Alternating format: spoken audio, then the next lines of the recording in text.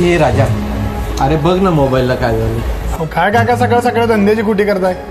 नंतर या बघू जावा.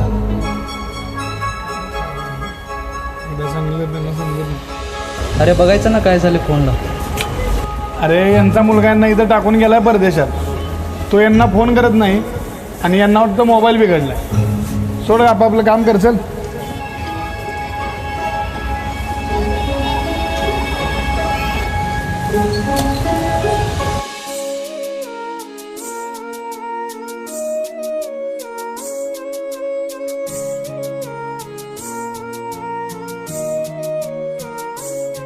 कलियुगाची चित्तर कथा आर ऐका बाबानू ऐका. पोर पोटाचा आई बापाला बनव तू या पोरका. आर ऐका बाबानू ऐका. कलियुगाची चित्तर कथा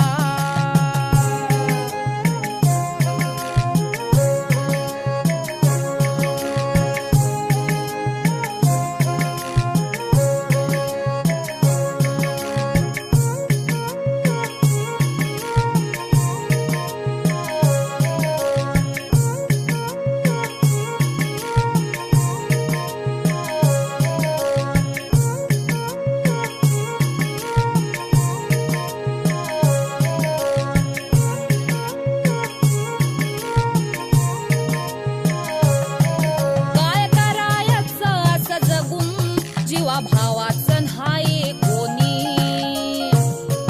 जीवा परीस जपलं पोर तळ हाताच्या फोडावानी.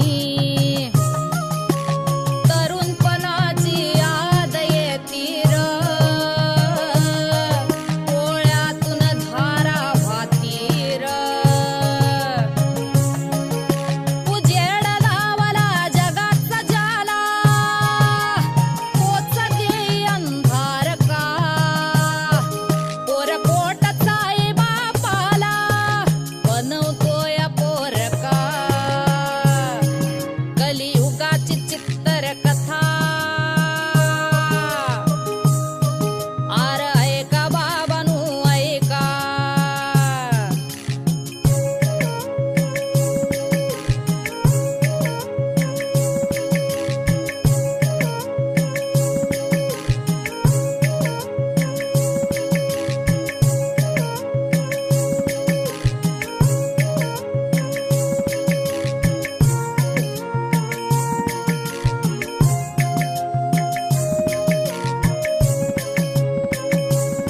आमची लाडाची सुनबाई काय सांगू तिची नवलाई. नवऱ्याच्या कानी लाग ओझ झालं बापन आई.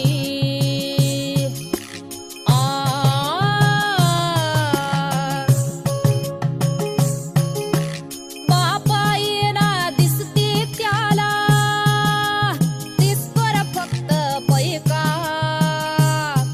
पोर पोटाचा आई बापाला बनव तू या पोरका.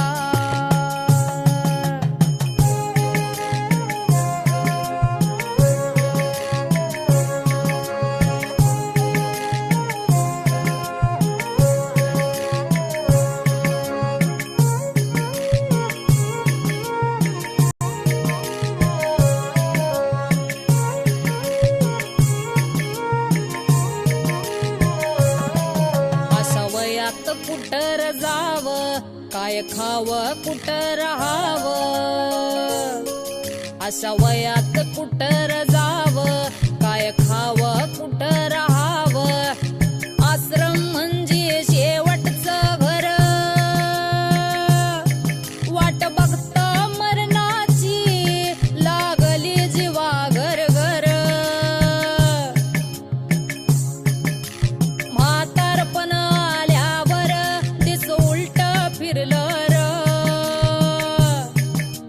पंख फुटला न लेक पाख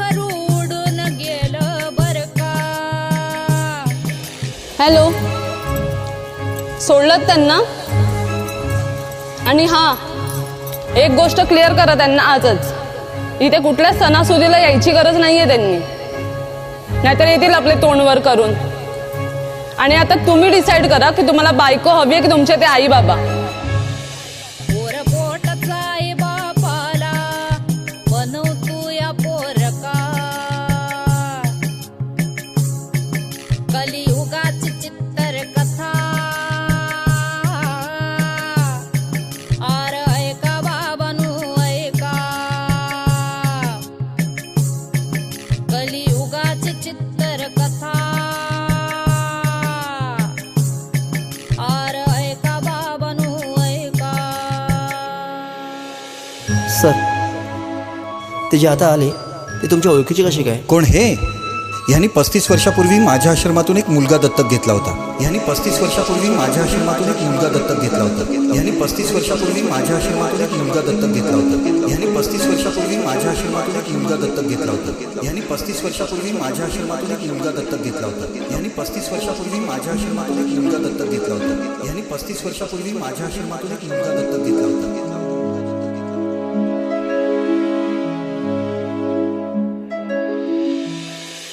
म्हातारपण हे दुसरं बालपण असतं म्हणतात. फरक फक्त एवढाच की तुमच्या बालपणी तुमचं बोट धरून तुमच्या लटपटणाऱ्या पावलांना त्यांनी सावरलं होतं, आणि आज त्यांच्या थकलेल्या पावलांना तुमच्या आधाराची गरज असताना तुम्ही त्यांना वृद्धाश्रमाच्या दारात एकटं पाडलं. तिथल्या गेटवर खुटकन जरी आवाज झाला ना, तरी तिथल्या प्रत्येक थरथरत्या डोळ्यांमध्ये एक आशेचा किरण चमकतो. वाटतं, बघ, माझा सोन्या मला घ्यायला आला असेल. कुठलाही नवीन माणूस आत आला की ते वृद्ध हात आपलं गाठोडं सावरणारा कपडा शोधू लागतात की आता आपण आपल्या घरी जाणार. पण बिचारे रोज तीच आस घेऊन झोपतात आणि रोज तीच आस घेऊन जागतात. त्यांचे डोळे आता त्या वाटेकडे बघून थकून गेलेत रे.